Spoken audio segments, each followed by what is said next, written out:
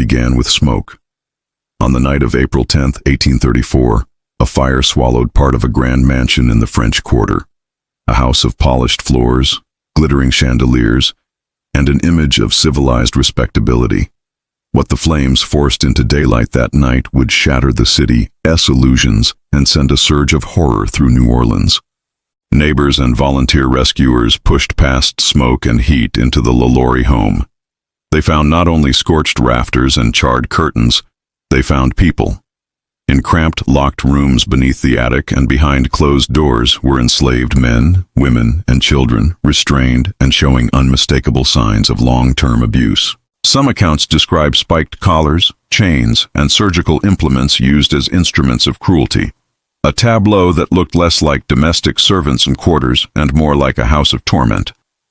News of what lay behind the mansion's elegant facade traveled faster than the smoke. Eyewitness descriptions, city papers, and whispered tales turned the LaLaurie name from a marker of high society into a stain that could not be scrubbed away. For many citizens, the discovery was not only an occasion for revulsion, but a call to immediate, violent judgment. An angry crowd descended on the house, looting, smashing, and demanding answers the law seemed unwilling or unable to provide. The scene was chaotic. Neighbors who had shared soirees and tea with the LaLauries now stood in stunned silence or in furious motion, confronting an image of power that had been hiding monstrous wrongdoing in plain sight.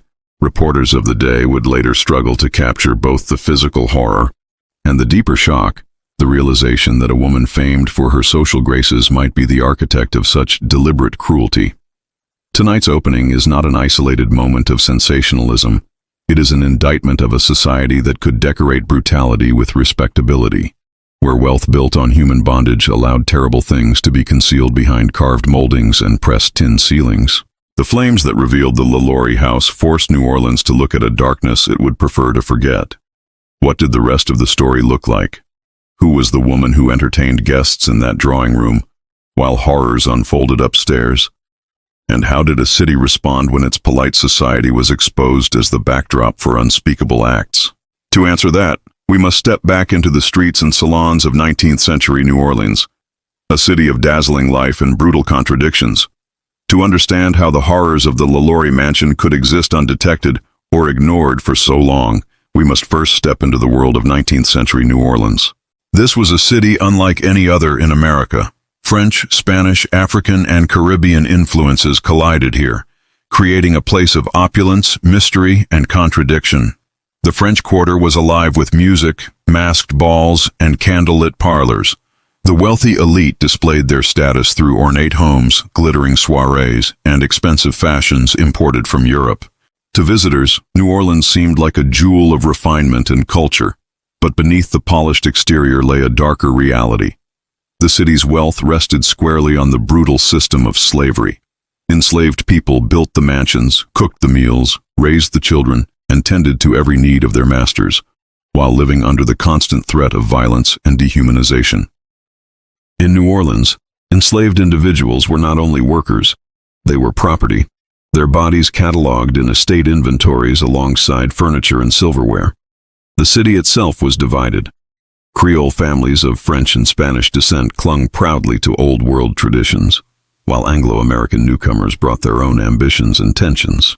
Social standing was everything, and reputation could mean the difference between influence and obscurity.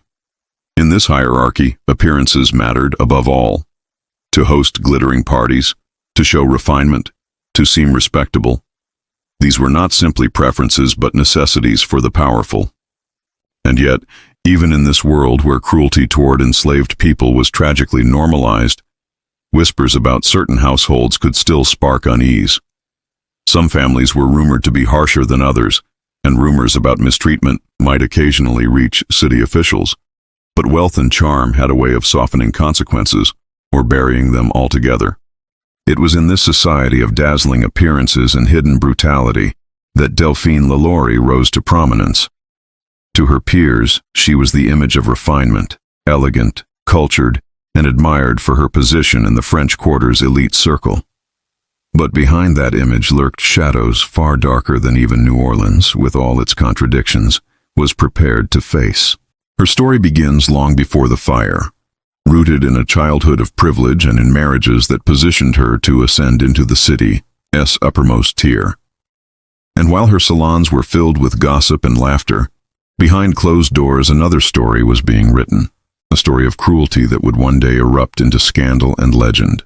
To understand the woman whose name would one day strike fear, we must begin with her birth. Marie Delphine McCarty, later known as Madame LaLaurie, entered the world in 1787 into one of New Orleans' most influential Creole families. The McCartys were wealthy, well-connected, and deeply entrenched in the city's upper class. Power, refinement, and the privileges of slaveholding were her inheritance. As a child, Delphine grew up surrounded by wealth. She would have seen opulent gowns, glittering social gatherings, and conversations steeped in politics and gossip. Yet beneath the lace and pearls lay an environment that normalized cruelty. Stories circulated that her uncle had been murdered in a slave uprising, and her parents warned of the ever-present fear that enslaved people might rebel. From an early age, Delphine was taught to equate control with survival, and wealth with respectability. By the time she reached her teenage years, Delphine was considered a prize in New Orleans society, a woman of beauty, refinement, and a valuable marriage prospect. Her first union was arranged when she was just 14 to a high-ranking Spanish officer, Don Ramon de Lopez y Angulo. He was much older than her, but the match promised prestige and stability. Yet the marriage brought misfortune. Don Ramon died suddenly while the couple was traveling in Havana, leaving Delphine a widow before her 20th birthday, with a young daughter to raise. Her second marriage came soon after to Jean Blanc, a prominent banker, lawyer, and legislator. This partnership further cemented her position among New Orleans' elite. Together they had several children, and Delphine's wealth and reputation grew. But once again, fate, or perhaps Delphine's own ambitions, left her widowed. Jean Blanc died in 1816, and whispers circulated that Delphine was not a woman to inspire lasting happiness in her husbands. Still, her beauty and fortune ensured her continued desirability. In 1825, she married for the third and final time to Dr. Leonard Louis Nicolas LaLaurie, a French physician nearly 2 decades her junior. Their union was uneasy from the start. Reports suggest frequent quarrels, icy silences, and clashes between Delphine's fiery Creole temperament and the doctor's pride. Neighbors often heard arguments spilling from their grand home, with Delphine asserting her dominance in both tone and fortune. Yet despite the turmoil, Madame LaLaurie cultivated a flawless public image. To the outside world, she was the epitome of elegance. She hosted lavish balls attended by judges, merchants, and foreign dignitaries. Guests marveled at her grace, her refined manners, and the elaborate decor of her residence. She seemed to embody the ideal of Creole aristocracy, cultured, dignified, and charitable. But not everyone was convinced. Rumors trailed behind her, quiet murmurs that her charm was a mask, that her beauty concealed a darker nature. Some whispered of cruelty toward her servants, though nothing stuck long enough to disrupt her glittering reputation. Delphine knew the importance of appearances, and she wielded them like a weapon. Behind her genteel smile, she was building a life where control was absolute, where the enslaved men and women in her household were stripped not only of freedom, but of humanity. The woman the public saw, the gracious hostess, was only one half of a split persona. The other half was something far darker, something the city of New Orleans would one day be forced to confront. By the late 1820s, Delphine LaLaurie had everything she wanted: wealth, children, a respected name, and a mansion that glittered with opulence. But the grandeur was a facade.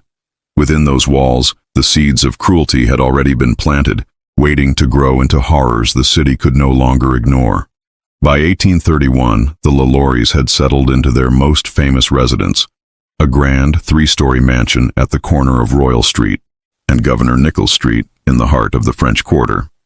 The home was a masterpiece of New Orleans architecture: tall windows framed by wrought iron balconies, pale stucco walls gleaming in the sun, and rooms filled with imported European furnishings.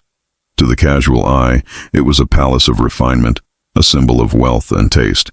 The mansion quickly became a hub of social life. Madame LaLaurie opened her doors to the city's elite, hosting extravagant balls where music echoed through gilded halls and the perfume of fine wines mixed with candlelight. Guests marveled at her art collections, her silks, her jewelry. She played her role to perfection. The gracious hostess, smiling, radiant, a figure of admiration in the city's social circle. But even at these glittering gatherings, cracks in the facade sometimes showed. Visitors occasionally remarked on the uneasy atmosphere surrounding the enslaved servants who moved silently through the rooms, eyes lowered, steps hurried. They were always perfectly groomed, dressed to match the grandeur of the household, but something about their stiffness betrayed fear. Neighbors whispered that Madame LaLaurie's control over her servants was absolute, her expectations cruelly enforced. Behind the polished doors, whispers turned into stories. There were rumors of sudden disappearances, servants who were seen one day and gone the next, their absence explained away with casual dismissals. Others claimed to hear screams drifting from the upper floors at night, quickly silenced but never entirely forgotten. On the surface, such tales seemed almost unthinkable.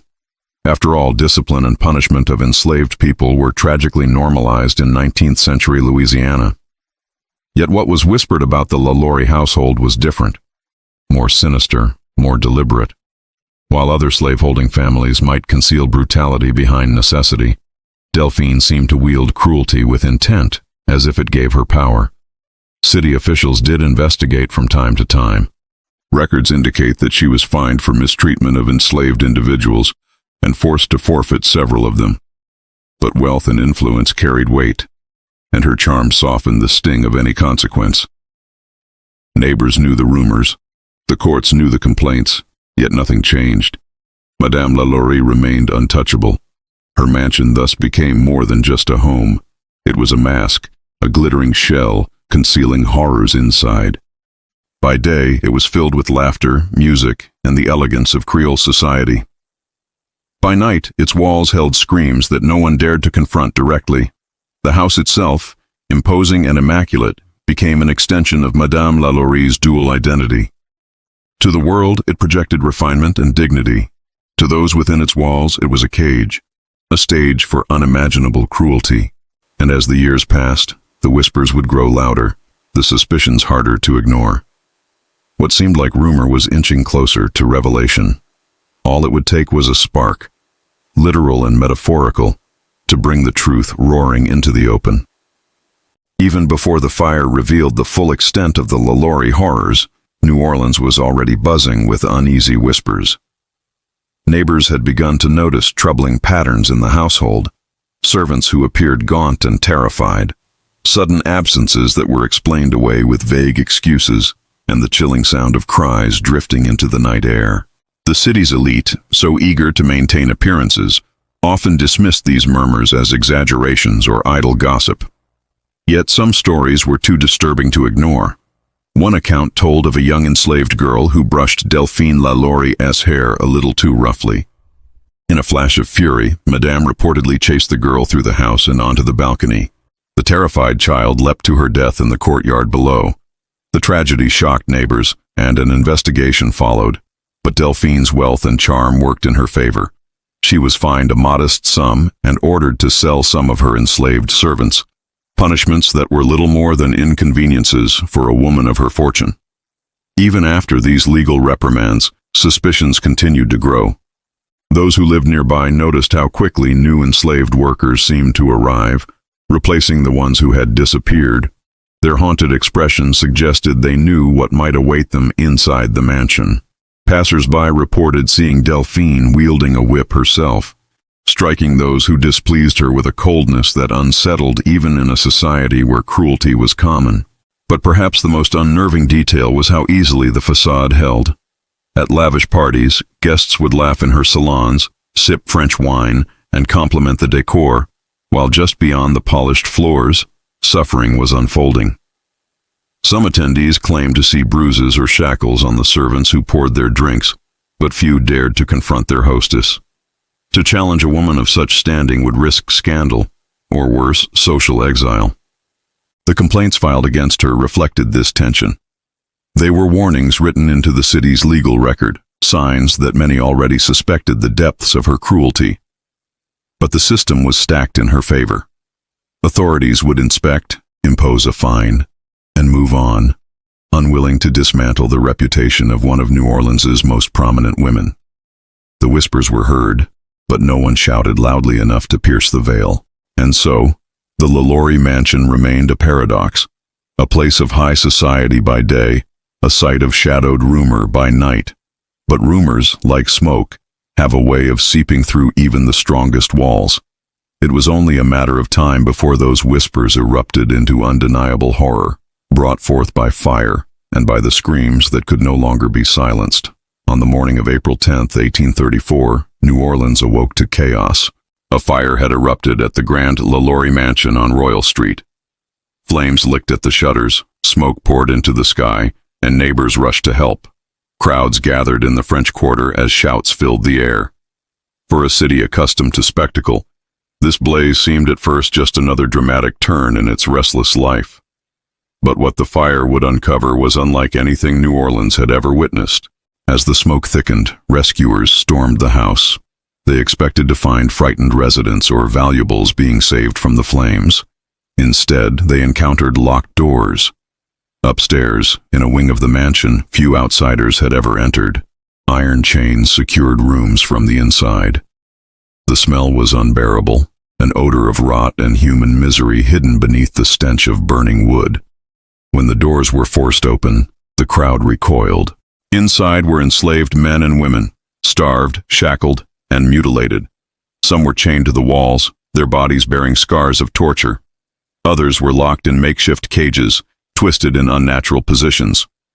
A number had crude medical instruments embedded into their flesh, suggesting experiments that defied even the grim norms of slavery's punishments. Witnesses described scenes so grotesque that newspapers of the time struggled to print the details, fearing readers would not believe them. Word spread quickly through the streets.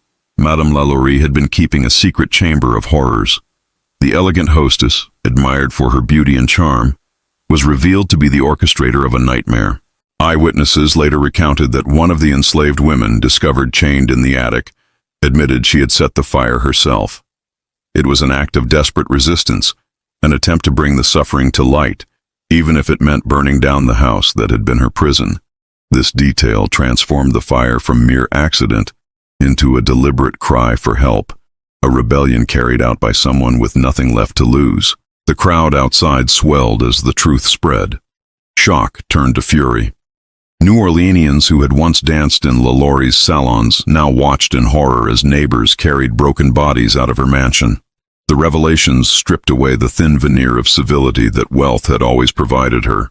In that moment, she was no longer a socialite, no longer untouchable. She was a monster, her crimes laid bare by the flames.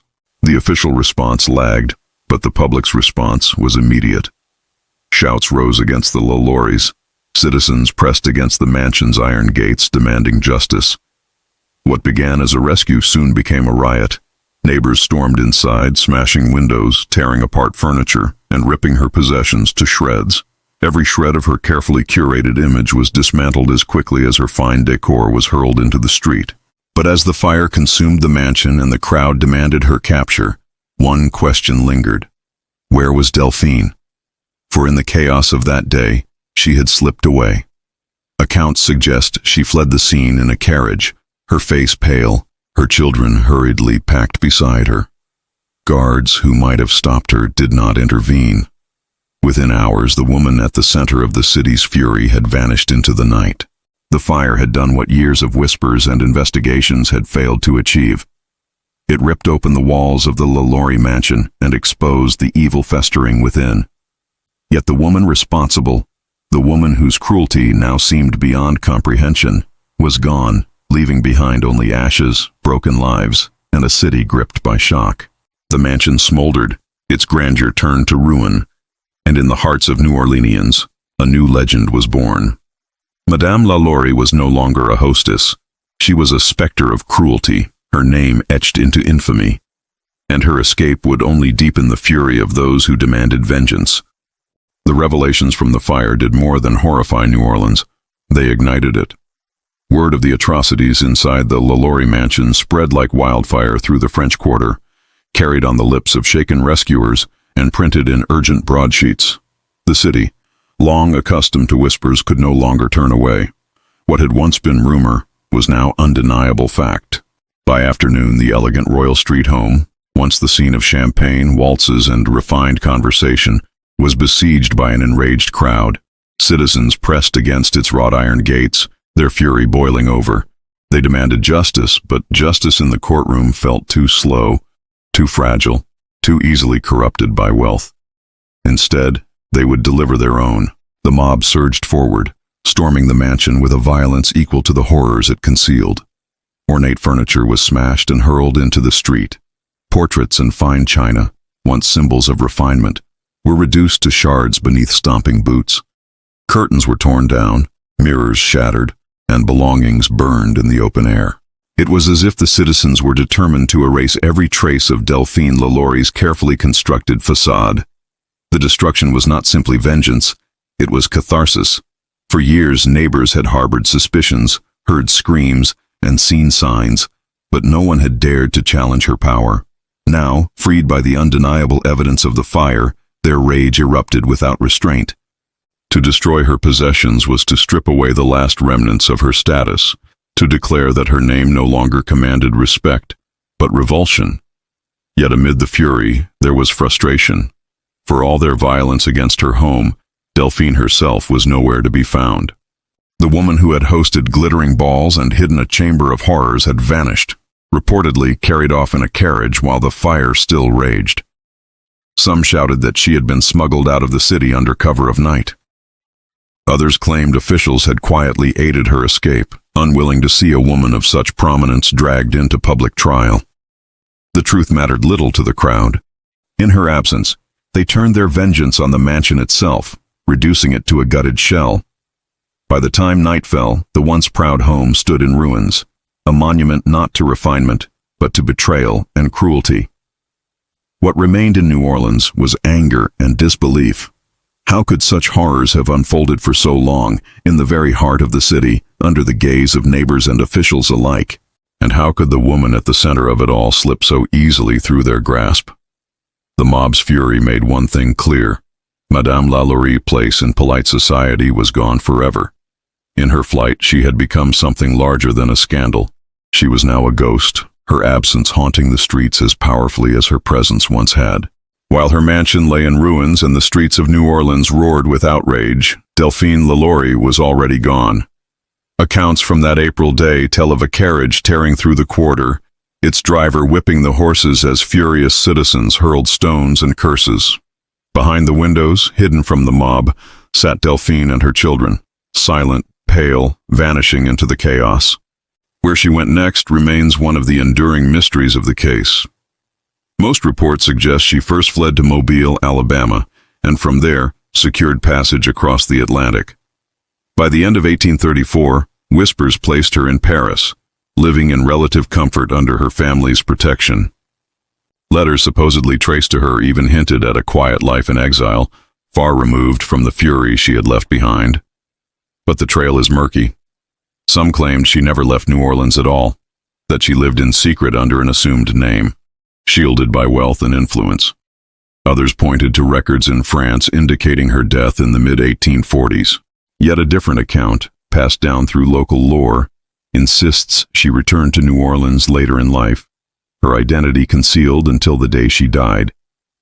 Perhaps the most haunting piece of evidence lies in St. Louis Cemetery No. 1. There, an old cracked tombstone once bore her name, along with a death date that did not match official French records. Was it truly hers, or a cruel joke carved into stone? No one knows. The mystery only deepens the legend. What is clear is that Delphine LaLaurie never faced justice. She escaped trial, imprisonment, and punishment, slipping beyond the reach of those who sought to hold her accountable. Her victims remained scarred, her crimes undeniable, but the woman herself dissolved into rumor and myth. This uncertainty has allowed her story to fester and grow, not only as history, but as folklore. A villain who escaped justice becomes larger than life, an immortal ghost, a symbol of cruelty that refuses to die. The fire had exposed her horrors. The mob had destroyed her mansion. Yet Delphine herself lingered on, not in body perhaps, but in legend, forever haunting the city she left behind.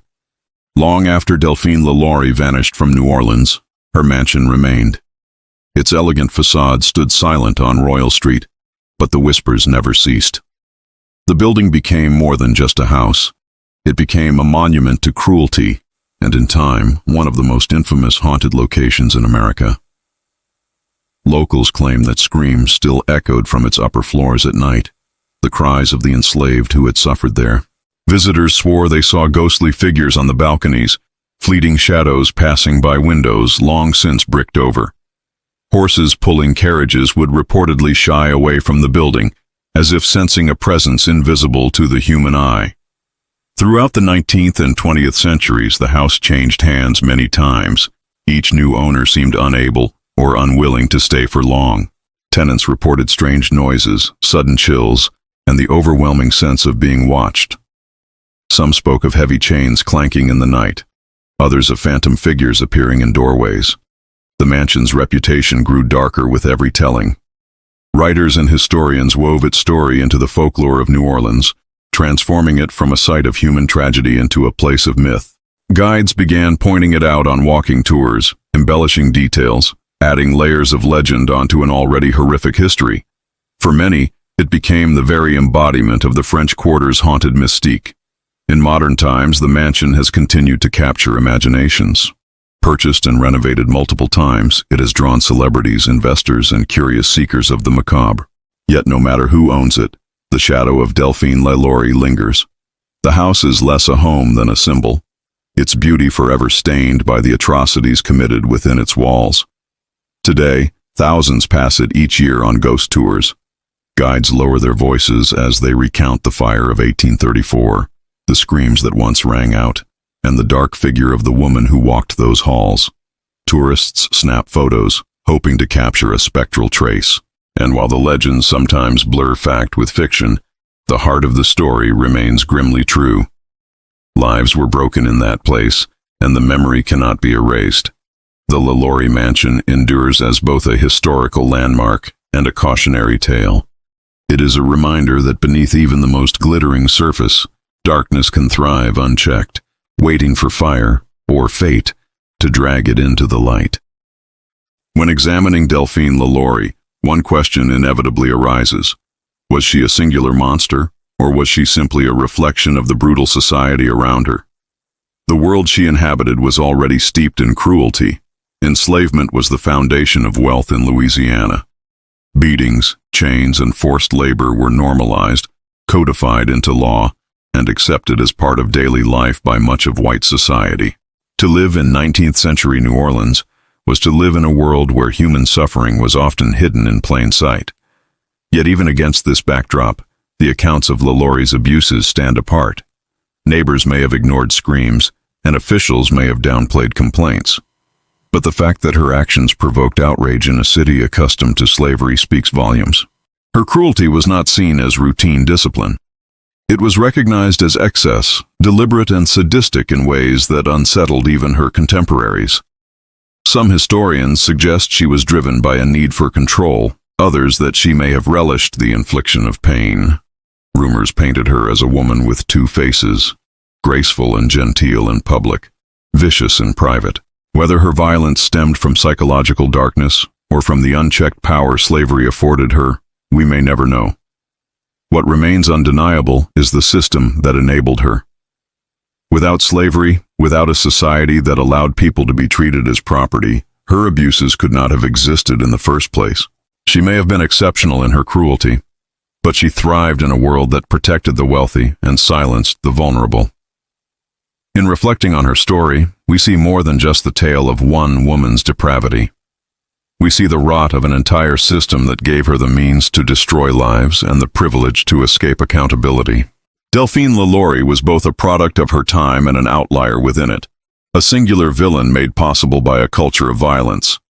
And that duality is what ensures her story endures, as both a warning of what unchecked power can do and as a reminder of the countless voices lost to history, silenced behind the walls of elegance and respectability.